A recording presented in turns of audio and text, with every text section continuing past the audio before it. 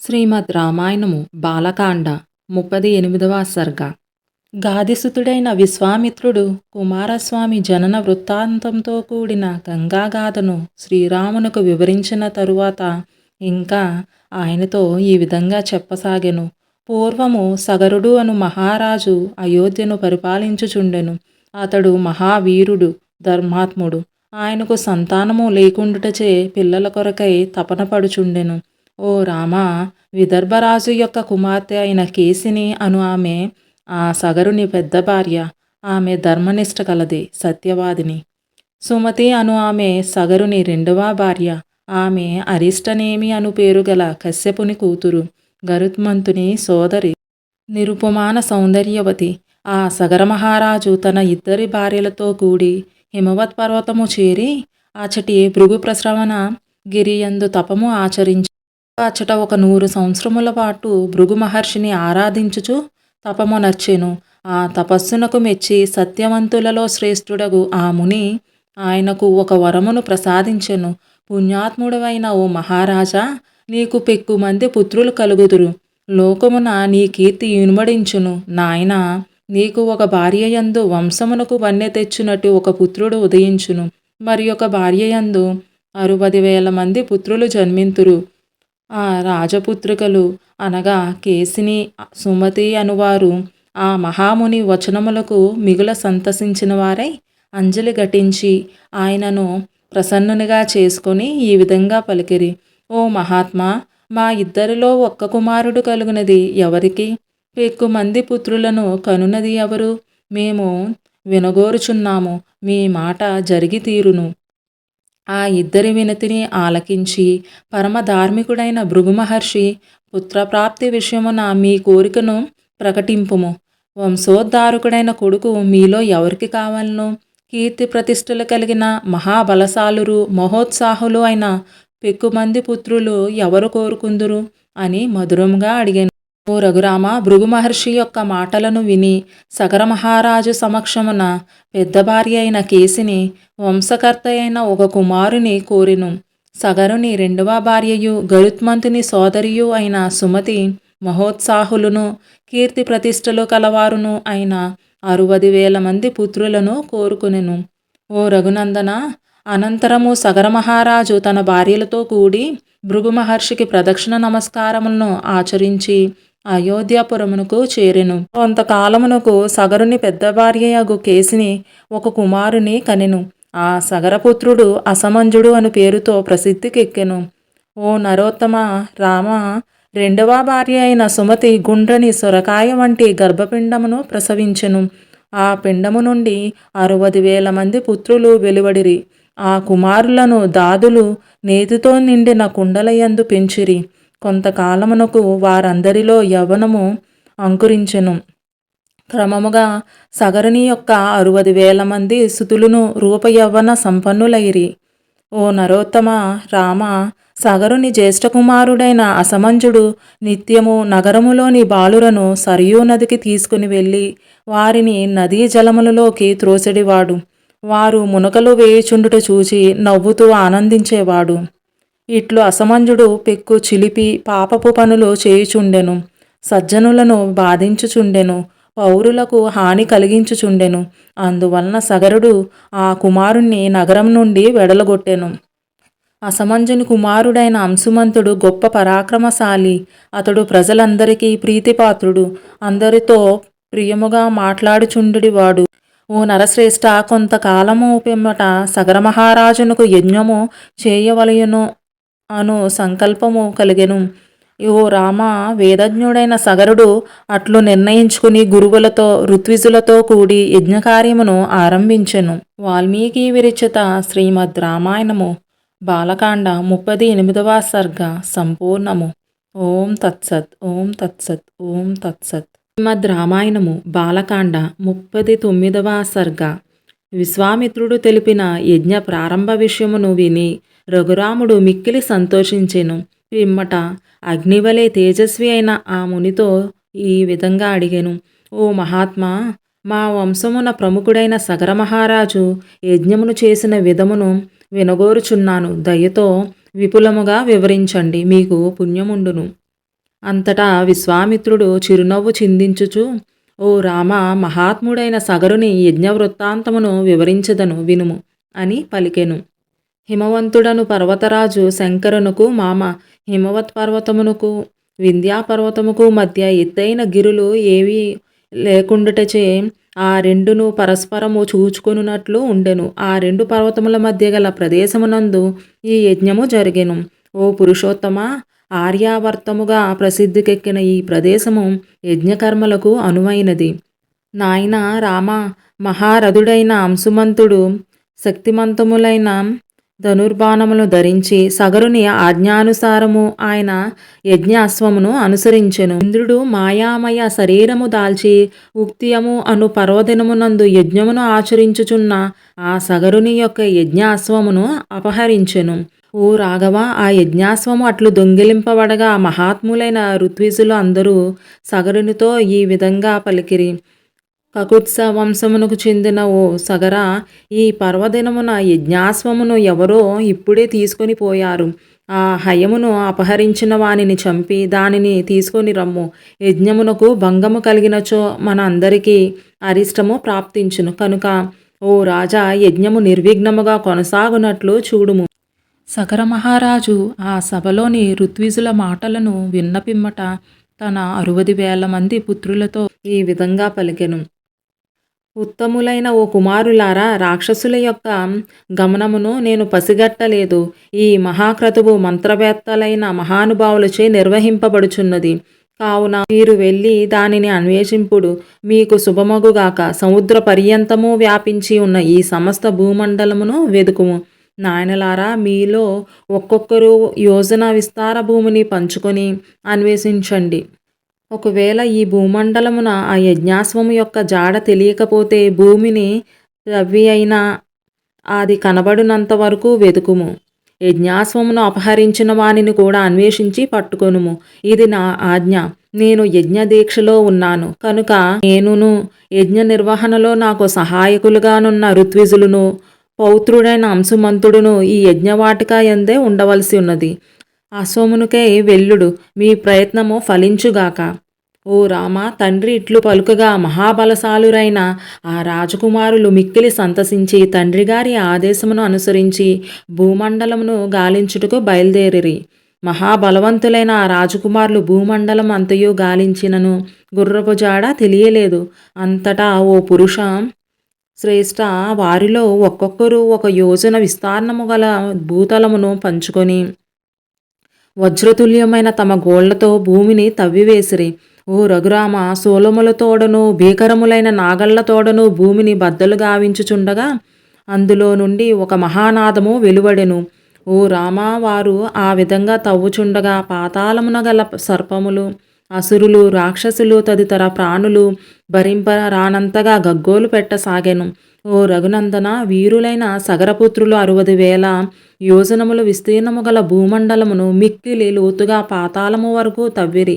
ఓ నరోత్తమ, ఆ రాజకుమారులు పర్వతములతో నిండియున్న జంబూద్వీపమును ఈ విధంగా తవ్వుచు అంతటను సంచరించిరి. అంతటా దేవతలు, గంధర్వులు, అసురులు, నాగులు మొదలగు వారందరూ వికలమనస్కులై బ్రహ్మదేవుని కడుకు వెళ్ళిరి. వారు మిగుల భయకంపితులై దిగులు చెందిన వదనములతో మహాత్ముడైన బ్రహ్మను ప్రసన్నునిగా చేసుకుని ఇట్లు విన్నవించుకొనిరి.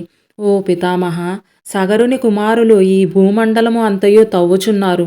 ఆ కారణముగా పాతాళవాసులైన మహాత్ములు పెక్కుమంది హతులగుచున్నారు. వీడే మన యజ్ఞాశ్వమును అపహరించినవాడు, వీడే మన యజ్ఞమును చెడగొట్టినవాడు అని పలుకుచు ఆ సగరపుత్రులు సమస్త ప్రాణులను సంహరించుచున్నారు. వాల్మీకి విరచిత శ్రీమద్ రామాయణము బాలకాండ 39వ సర్గ సంపూర్ణము. ఓం తత్సత్. ఓం తత్సత్. ఓం తత్సత్. శ్రీమద్ రామాయణము బాలకాండ 40వ సర్గ. ఎల్ల ప్రాణులను హింసించుచున్న సగరపుత్రుల బలముకు కలత చెంది దేవతలు భయభ్రాంతులైరి. వారి మొరను ఆలకించి సృష్టికర్తయైన బ్రహ్మదేవుడు వారితో ఈ విధంగా అనెను. ఈ భూమండలమంతయు సర్వశక్తిమంతుడైన ఆ శ్రీ మహావిష్ణుదేవునిది. ఆయన కపిల మహర్షిగా అవతరించి నిరంతరము ఈ భూభారమును మోయిచున్నాడు. ఆయన కోపాగ్నికి ఈ సగరకుమారులు భస్మమయ్యెదరు. భూమండలము ఈ విధంగా త్రవ్వబడుననియు అల్పాయుష్కులైన సగరపుత్రులు నశింతురనియు ఏనాడో నిర్ణయించబడినది. బ్రహ్మదేవుని యొక్క ఈ అభయవచనములను విని 33 మంది దేవతలు అనగా అష్టావసువులు, ఏకాదశ రుద్రులు, ద్వాదశాదిత్యులు, 2 అశ్విని దేవతలు, గంధర్వులు మొదలగు వారు మిక్కిలి సంతసించిన వారై తమ తమ స్థానములకు వెళ్ళిపోయిరి. మహాబల సంపన్నులైన సగరపుత్రులు భూమిని ఈ విధంగా తవ్వుచుండగా వారి వినాశనమునకు సూచకముగా పిడుగుపాటు వంటి ఒక మహాధ్వని ఉద్భవించెను. వారందరూ భూమి అంతయు తవ్వి ప్రదక్షిణమొనర్చి తండ్రి కడకు వెళ్ళి ఆయనతో ఇట్లు పలికిరి: సమస్త భూమండలమును గాలించితిమి. బలవంతులైన దేవదాన రాక్షసులను, పిశాచములను, నాగులను, కిన్నరులను మట్టుపెట్టితిమి. అయితే యజ్ఞాశ్వమును గాని దానిని అపహరించిన వానిని గాని కనుగొనలేకపోయితిమి. బాగుగా ఆలోచించి మా కర్తవ్యమును తెలుపుడు, మీకు పుణ్యముండును. ఓ రఘునందన, సగర మహారాజు తన పుత్రుల మాటలను విని వారు రిక్తహస్తములతో వచ్చినందుకు కుపితుడై ఇట్లు పలికెను: మరలా భూమిని తవ్వుడు, మీకు శుభమగుగాక. ఈ భూమండలమును భేదించి అశ్వమును దానిని అపహరించిన వానిని పట్టుకొని కృతార్థులై తిరిగి రండు. మహాత్ముడైన సగరుని మాటలను విని అతని 60,000 మంది పుత్రులు పాతాళ లోకమునకు పరుగులు తీసిరి. అట్లు తవ్వుచూ వారు భూతలమును మోయిచున్న పర్వత ప్రమాణములోనున్న విరూపాక్షము అను పేరుగల దిగ్గజమును చూచిరి. ఓ రఘునందన, పర్వతములతో వనములతో విలసిల్లుచున్న సమస్త భూభారమును విరూపాక్షము అను ఆ మహాగజము తన శిరస్సుపై మోయిచుండెను. సర్వకాలములయందు అప్పుడప్పుడు ఆ మహాగజము అలసట తీర్చుకొనుటకై తలను కదిలించున్నప్పుడు భూమి కంపించును. ఓ రామ, వారు ఆ మహాదిగ్గజమునకు ప్రదక్షిణము అనర్చి పూజించిరి. పిదప వారు భూమిని ఛేదించుకొనుచు రసాతలమునకు బయలుదేరిరి. పూర్వదిశను త్రవ్విన పిమ్మట వారు దక్షిణ దిశను భేదించిరి. దక్షిణ దిశయందును వారు ఒక మహాగజమును దర్శించిరి. పర్వత ప్రమాణమున మహాశరీరము గల మహాపద్మము అను దిగ్గజము దక్షిణ భూభారమును మోయిచుండగా దాని మహాస్వరూపము చూసి వారు విస్మయము పొందిరి. ఆ దిగ్గజమునకు ప్రదక్షిణమునర్చి మహాత్ముడైన సగరుని యొక్క 60,000 మంది పుత్రులు పశ్చిమ దిశను భేదించిరి. పశ్చిమ దిశయందు భూభారమును వహించుచున్న సోమనసము అను పర్వత ప్రమాణ శరీరము గల మహాదిగ్గజమును ఆ మహాబలశాలురు చూచిరి. ఆ సోమనస మహాగజమునకు ప్రదక్షిణము చేసి కుశలమడిగి భూమిని తవ్వుచు ఉత్తర దిశకు చేరిరి. ఓ రఘురామ, ఉత్తర దిశయందు మంచువలే తెల్లనైన భద్రము అను పేరుగల దిగ్గజము తన బలమైన శరీరముతో ఈ భూభారమును మోయిచుండగా వారు దానిని చూచిరి.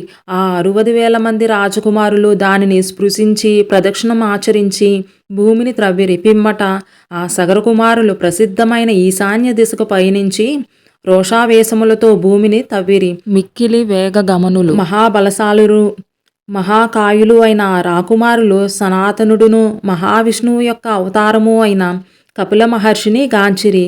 ఓ రఘునందన, మహాత్ముడైన కపిలుని సమీపమున చరించుచున్న గుర్రమును చూచి ఆ రాజకుమారులందరూ ఎంతయో సంతోషపడిరి. ఆ కపిలుడే యజ్ఞాశ్వమును అపహరించి ఉండునని భావించిరి. క్రోధముతో గుడ్లురుముచు గడ్డపారలను, నాగళ్లను, వివిధ వృక్షములను, శిలలను పట్టుకొని ఆగుము ఆగుము అని పలుకుచు క్రోధావేశములతో ఆ కపిలుని మీదకు పరుగులు తీసిరి. ఓ దుర్మార్గుడా, ఇది మా యజ్ఞాశ్వము, దీనిని నీవే అపహరించి తెచ్చితివి. ఇక్కడికి వచ్చిన మేము అందరము సగరపుత్రులమని ఎరుంగుము అని పలికిరి. రఘురామ, వారి దురుసు మాటలను విని కపిలుడు అప్పుడు మహారోషావేశముతో హూంకరించెను. ఓ కాకుత్స, మిక్కిలి మహిమాన్వితుడైన ఆ కపిలుని యొక్క హూంకారమునకు సగరకుమారులు అందరూ భస్మమైపోయిరి. వాల్మీకి విరచిత శ్రీమద్ రామాయణము బాలకాండ 40వ సర్గ సంపూర్ణము.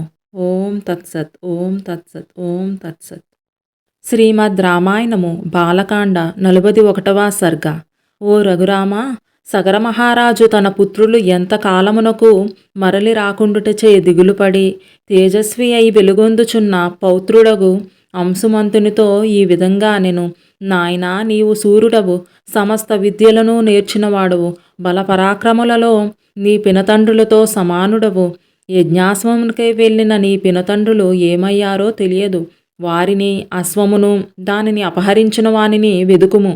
భూమి లోపల ఉండు ప్రాణులు మిక్కిలి శక్తి సామర్థ్యములు కలవి, ఆకారములలో పెద్దవి. వాటిని హతమార్చుటకు ఖడ్గమును ధనస్సును తీసుకుని వెళ్ళుము. నాయనా, పూజ్యులకు నమస్కరింపుము. నీ ప్రయత్నమునకు అడ్డువచ్చు వారిని చంపివేయుము. కృతార్థుడవై మరలి వచ్చి నా యజ్ఞమును పూర్తి చేయుము. మహాత్ముడైన సగరుని యొక్క చక్కని ఆదేశమును అనుసరించి అంశుమంతుడు ధనస్సు ఖడ్గమును గ్రహించి వేగముగా వెళ్ళెను. ఓ నరోత్తమ శ్రీరామ, సగరునిచే ఆదేశింపబడిన ఆ అంశుమంతుడు మహాత్ములైన పినతండ్రులు తవ్విన భూగర్భ మార్గమును అనుసరించెను. దైత్యులు, దానవులు, రాక్షసులు, పిశాచములు, పక్షులు, నాగులు మొదలగు వారిచే పూజింపబడుచున్న దిగ్గజమును మహాతేజస్వైన అంశుమంతుడు చూచెను. అతడు దానికి నా ప్రదక్షిణమునర్చి కుశలమడిగి తన పినతండ్రుల జాడను గూర్చి అశ్వమును అపహరించిన వాని ఆచూకుని గురించియు వినయముతో ప్రశ్నించెను. అంతటా దిగ్గజము అంశుమంతుడు పలికిన ఆ మాటలను విని, ఓ అంశుమంత, నీవు కృతార్థుడపై త్వరలోనే యజ్ఞాశ్వముతో వెళ్ళగలవు అని అనెను. ఆ దిగ్గజము పలికిన మాటలు విని అతడు క్రమముగా దిగ్గజములు అన్నిటినీ వినయపూర్వకముగా ప్రశ్నించెను. దేశకాలములకు అనుగుణముగా భాషించు తీరును, ఎదుటివారి అభిప్రాయమును గుర్తించు ప్రతిభయు గల ఆ దిగ్గజములు అన్నియును అతనిని గౌరవించి, నీవు యజ్ఞాశ్వముతో త్వరలోనే మీ తాతగారి కడకు చేరగలవు అని అనెను. త్వరగా అంశుమంతుడు ఆ దిగ్గజములు పలుకులు ఆలకించి తన పినతండ్రులు భస్మరాశియే పడి ఉన్న చోటికి వెళ్ళెను. అచట తన పినతండ్రులు కనబడకపోవుటచే అంశుమంతుడు మిగులు దుఃఖితుడాయెను. వారి మరణవార్తను విని మిక్కిలి పరితపించి ఏడువసాగెను. దుఃఖశోకములకు లోనైన ఆ నరశ్రేష్ఠుడు అచ్చటికి సమీపంలోనే అటూ ఇటూ తిరుగుచున్న యజ్ఞాశ్వమును చూచెను. అతడు తన పినతండ్రులకు తర్పణములు ఇచ్చుటకు సంకల్పించెను. అందుకై ఆ తేజస్వి జలమునకై తిన్నగా అటు ఇటు చూచెను. కానీ జలాశయం మాత్రం కనబడలేదు. అతడు తన నిశిత దృష్టిని ప్రసరింపచేయగా తన పినతండ్రులకు మేనమామయు వాయువేగము కలవాడును ఖగరాజు అయిన గరుత్మంతుడు కనబడెను. అంతటా ఆ మహాబలశాలి అయిన వైనతేయుడు అతనితో ఈ విధంగా పలికెను. ఓ నరోత్తమ, శోకింపకము. నీ పినతండ్రుల మృతి లోకహితమునకే జరిగింది. మహాబలశాలురైన నీ పినతండ్రులు మహానుభావుడైన కపిలుని కోపాగ్నికి దగ్నమైరి. వీరికి లోకమర్యాదను అనుసరించి తర్పణమును విడువదగదు. ఓ నరోత్తమ, గంగానది హిమవంతుని జ్యేష్ఠపుత్రిక. ఓ మహాబాహు, ఆ గంగాజలములయందు నీ పినతండ్రులకు తర్పణములను విడువుము. పునీతమైన గంగోదకములచే ఈ భస్మము తడుపబడగా ఆ 60,000 మంది రాజకుమారులు స్వర్గమునకు చేరుదురు.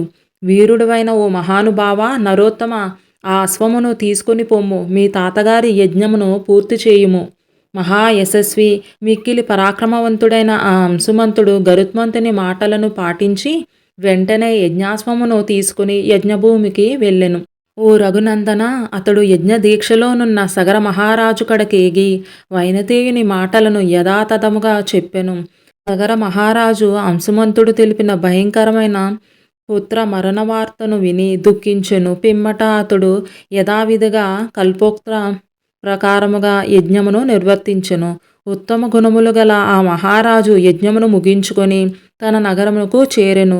గంగను తీసుకొని వచ్చు విషయమును అతడు ఒక నిర్ణయమునకు రాలేకపోయెను. ఇట్లు చాలా కాలము గడిచిపోయెను.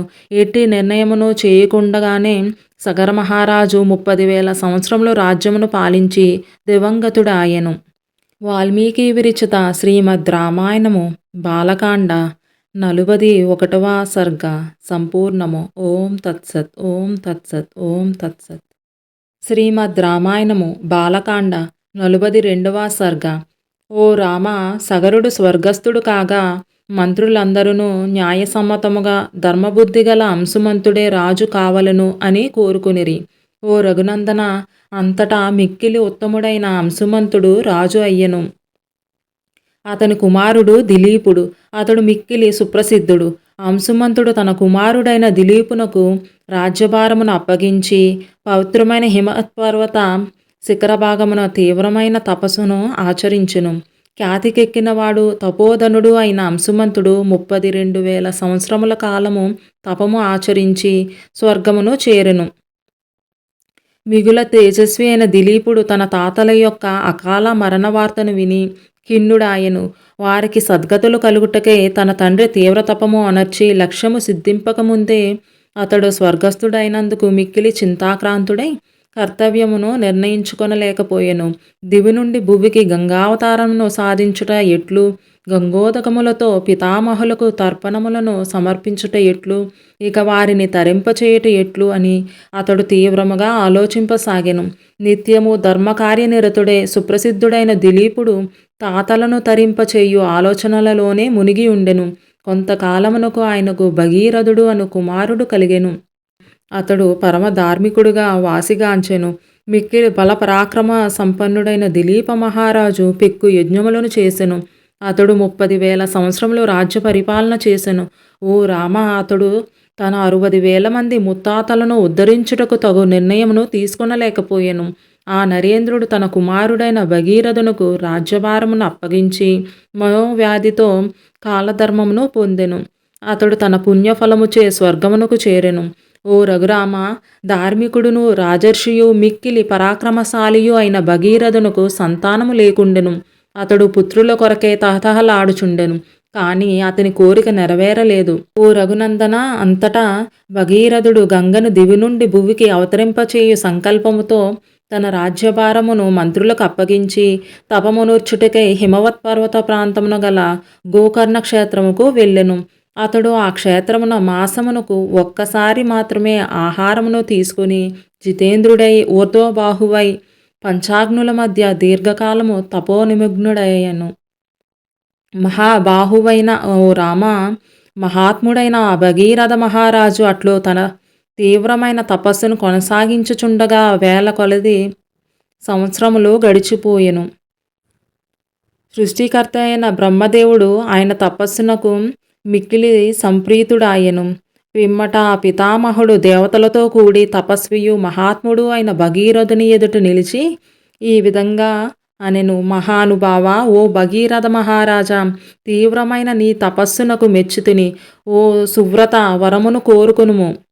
మహాభాగుడును మహా తేజస్వియు అయిన భగీరథుడు అంజలి ఘటించి ఆ బ్రహ్మదేవుని సమీపమున నిలిచి ఆయనతో ఇట్లనెను. ఓ బ్రహ్మదేవ, నా తపస్సు మీకు తృప్తిని కూర్చునచో ఆ తపః ఫలముగా సగరపుత్రులందరికీ నా జలాంజలులు చేరునట్లు అనుగ్రహింపుడు. ఈ మహాత్ముల యొక్క భస్మరాశి గంగాజలములతో తడిసిన పిమ్మట మా ముత్తాతలందరూ శాశ్వతంగా స్వర్గనివాసులగుదురుగాక. ఓ దేవా, మా ఇక్ష్వాకు వంశమునకు సంతానమును ప్రసాదింపుము. మా వంశము ఇంతటితో ఆగిపోరాదు. ఇదియే నేను కోరుకును రెండవ వరము. సమస్త లోకములను సృష్టించువాడైన బ్రహ్మ భగీరథుని మాటలు విని శుభంకరములైన మధుర వచనములను ఇట్లు నుడివెను. ఓ ఇక్ష్వాకు వంశవర్ధన మహారథ భగీరథ, నీ మనోరథము మిక్కిలి ఉత్తమమైనది. అట్లే అగుగాక, నీకు శుభమగుగాక. ఈ గంగానది హిమవత్ పర్వతము నుండి ఉద్భవించినది. ఈమె హిమవంతుని పెద్ద కూతురు. ఈమెను ధరించుటకు పరమశివుడు మాత్రమే సమర్థుడు కనుక ఆయనను ఆశ్రయింపవలెను. గంగా ప్రవాహము యొక్క వేగదాటికి భూమి తట్టుకొనలేదు. ఆ గంగను ధరింపగల శక్తిమంతుడు పరమేశ్వరుడు మాత్రమే. ఇతరులకు అది అసాధ్యం. రాజుతో ఇట్లు పలికిన పిమ్మట బ్రహ్మదేవుడు గంగతో, బిడ్డ, ఈ రాజును అనుగ్రహింపుము అని పలికి దేవతల తోడను మరుగగణములతోడను కూడి స్వర్గమునకు వెళ్ళెను. వాల్మీకి విరచిత శ్రీమద్ రామాయణము బాలకాండ 42వ సర్గ సంపూర్ణము. ఓం తత్సత్. ఓం తత్సత్. ఓం తత్సత్. శ్రీమద్ రామాయణము బాలకాండ 43వ సర్గ. ఓ రామ, బ్రహ్మదేవుడు వెళ్ళిపోయిన పిమ్మట భగీరథుడు భూమిపై బొటనవేలు మోపి నిలబడి 1 సంవత్సర కాలము శివుని గూర్చి తపస్సు చేసెను. ఓ శత్రు సంహారక రామ, అతడు ఊర్ధ్వబాహువై ఎట్టి ఆలంబనము ఆశ్రయము లేక నిశ్చలుడై కదలక మెదలక వాయువును ఆహారముగా తీసుకొనుచు రాత్రింబవళ్ళు తపస్సును ఆచరించుచూనే ఉండెను. ఇట్లు 1 సంవత్సరము గడిచిన పిమ్మట సర్వలోక పూజ్యుడైన శంకరుడు ఉమతో కూడి ప్రత్యక్షమై ఆ భగీరథునితో ఇట్లు నుడివెను. ఓ నరేంద్ర, నీ తపస్సునకు మెచ్చుతిని. నీ కోరికను నెరవేర్తును. గంగను నా శిరస్సున ధరించదను. పిమ్మట హిమవంతుని పెద్ద కూతురు సర్వలోకములకును పూజురాలు అయిన గంగాదేవి మహారూపముతో దుస్సహమైన వేగముతో ఆకాశము నుండి పవిత్రమైన శివుని శిరస్సుపై పడెను. ఏ మాత్రము ధరింపసఖ్యము కాని ఆ గంగాదేవి నా ప్రవాహముతో శంకరుని కూడా గైకొని పాతాళమునకు చేరదును అని అనుకొనెను. శంకర భగవానుడు గంగాదేవి యొక్క గర్వమును గమనించెను. పిమ్మట ఆ ముక్కంటి ఆమె గర్వమును అణిచివేయుటకు సంకల్పించెను. ఓ రామ, హిమవత్ పర్వతముతో సమానమైనదియు జటామండలమనడి గుహలతో ఒప్పుచున్నదియు అగు ఆ శివుని యొక్క పవిత్రమైన శిరస్సున ఆ పుణ్యనది పడెను. ఆ గంగ ఎంతగా ప్రయత్నించినను భూమిని చేరుటకు అసక్తురాలయ్యెను. శివుని జటాజూటములో చిక్కుకొని ఆమె అందుండి బయటికి రాలేకపోయెను. అంతటా గంగానది పెక్కు సంవత్సరముల పాటు శివుని జడలయందే తిరుగాడుచుండెను. ఇప్పుడు భగీరథుడు గంగ ఉనికిని కనుగొనలేక మరలా పరమశివుని గూర్చి తపము ఆచరింపసాగెను. ఓ రఘునందన, శంకరుడు ఆ భగీరథుని తపస్సునకు మెచ్చి గంగను హిమవత్ పర్వతమునందలి బ్రహ్మ నిర్మితమైన బిందు సరోవరమునందు విడిచెను. అట్లు విడువబడిన ఆ గంగా ప్రవాహము 7 పాయలుగా ఏర్పడెను. పవిత్ర జలములు గల హ్లాదిని, పావని, నలిని అను 3 గంగలు తూర్పు దిశగా ప్రవహించెను. సుచక్షువు, సీత, సింధువు అను 3 మహానదులు మంగళప్రదములైన జలములతో పశ్చిమ దిశగా ప్రవహించినవి. ఆ గంగా ప్రవాహములలో 7వది భగీరథ మహారాజును అనుసరించెను. రాజర్షి అయిన భగీరథుడు ఒక దివ్య రథముపై ముందు ప్రయాణించుచుండగా మహావేగము గల గంగ అతని వెంట ప్రవహించుచుండెను. ఆ గంగాజలములు ఆకాశము నుండి శంకరుని శిరస్సును అచటు నుండి భూమిని చేరినప్పుడు మహాధ్వనులతో మిక్కిలి వేగముగా ప్రవహించెను. గంగా ప్రవాహమున సాగివచ్చిన మత్స్యముల తోడను, తాబేళ్ల తోడను, మొసళ్ల తోడను, ఇతర జంతువుల తోడను భూమి మిక్కిలి శోభిల్లెను. అట్లు దివి నుండి భువికి చేరిన గంగను దేవతలు, ఋషులు, గంధర్వులు, సిద్ధులు మొదలగు వారు కనుల పండుగగా కాంచిరి. నగరముల వలె విపులముగానున్న విమానముల నుండియు, గుర్రముల పైనుండియు, భద్రగజములపై నుండియు ఆ దేవతలు మొదలగు వారు ఆకాశమున నిలిచి సంభ్రమాశ్చర్యములతో గంగను తిలకించిరి. భూలోకమునందు అత్యద్భుతమైన సర్వోత్తమమైన గంగావతరణ దృశ్యమును చూడగోరిన వారై ప్రముఖ దేవతలు అచటికి చేరిరి. మేఘములు తొలగిన గగనము అచటికి వచ్చి చేరుచున్న దేవతాగణముల ఆభరణ శోభలతో దేదీప్యమానమై ప్రకాశించుచు వందల కొలది సూర్యుల కాంతులతో సదృశమై విరాజిల్లుచుండెను. అటునిటు సంచరించుచున్న మొసళ్లతోడను, సర్పములతోడను, మీనములతోడను వ్యాప్తమైన ఆకాశము విద్యుత్ కాంతుల వలె మిరుమిట్లు గొలుపుచుండెను. పెక్కు రీతుల చిమ్మబడుచున్న తెల్లని నీటి నురగలతో విలసిల్లుచున్న గగనము హంసల గుంపులతోడను, శరత్కాల మేఘములతోడను వ్యాప్తమైనట్లు ఉండెను. ఆ గంగావాహిని కొన్ని ప్రదేశములయందు అతి వేగముగాను, కొన్ని తావులయందు వంకరగాను, మరికొన్ని చోట్ల విశాలముగాను, వేరొకచో పల్లములకు దూకుచు, మరి ఒకచో త్రుళ్ళిపడుచు, వేరొకచో ప్రశాంత గంభీరముగాను సాగిపోవుచుండెను. గాలి తాకిడికి తరంగములు మాటిమాటికి ఎగిరిపడుచు, నీటితో నీరు కొట్టుకొనుచు నేలపై పడుచుండెను. శంకరుని శిరస్సు నుండి జాలువారి భూమిపై దూకుచున్న నీరు మురికి తొలగి నిర్మలముగా ప్రకాశించుచుండెను. దేవతలు, ఋషులు, గంధర్వులు, భూలోకవాసులు ఈ జలము శివుని శిరస్సు నుండి పడినది కనుక అతి పవిత్రమైనది అని తలంచుచు ఆ జలమును ఆదరముతో తమ శిరములపై చల్లుకొని ఆచమించిరి. శాపోపహతులై దివి నుండి భువికి చేరిన వారు కూడా ఈ గంగలో మునిగి పాపరహితులైరి. పవిత్రములైన గంగాజల స్పర్శచేవారు పునీతులై మరలా ఆకాశ మార్గమున తమ తమ లోకములకు చేరిరి. పవిత్ర గంగానదీ జలములలో స్నానము అనొచ్చుటచే అలసటలు తొలగి జనులు మిగుల సంతోషించిరి. మహా తేజస్వియు రాజర్షియు అయిన భగీరథుడు దివ్యరథమును అధిరోహించి ముందునకు సాగిపోవుచుండగా గంగానది ఆయనను అనుసరించుచుండెను. దేవతలు, ఋషులు, దైత్యులు, దానవులు, రాక్షసులు, గంధర్వులు, యక్షులు, కిన్నెరులు, మహానాగులు, అప్సరసలు మొదలగు వారందరూ అట్లే జలచరములన్నీయును భగీరథుని రథమును వెన్నంటి ప్రవహించుచున్న గంగానదిని మిక్కిలి ఆనందముతో వెంబడించినవి. సర్వ పాపహారిణి అనియు నదులలో శ్రేష్టమనియు వాసికెక్కిన గంగ భగీరథ మహారాజు వెళ్ళిన చోట్లకెళ్లను తానును వెళ్ళుచుండెను. అసాధారణ కార్యములను నిర్వహించుటలో సమర్థుడును మహాత్ముడును అయిన జహ్ను మహర్షి క్రతువును ఆచరించుచుండగా గంగానది ఆయన యజ్ఞవాటికను ముంచివేసింది.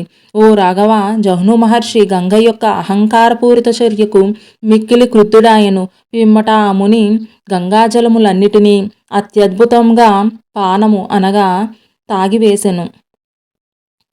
అంతటా దేవతలు గంధర్వులు ఋషులు అబ్బురపడి పురుషశ్రేష్ఠుడగు మహాత్ముడు అయిన జహ్ను మహర్షిని పూజించిరి. గంగాదేవిని కూడా ఆ మహాత్మునకు కుమార్తెగా చేసిరి. పిమ్మట ఆ మహాతేజస్వి పరమప్రీతుడై గంగాజలములను తన చెవుల ద్వారా విడిచిపెట్టెను.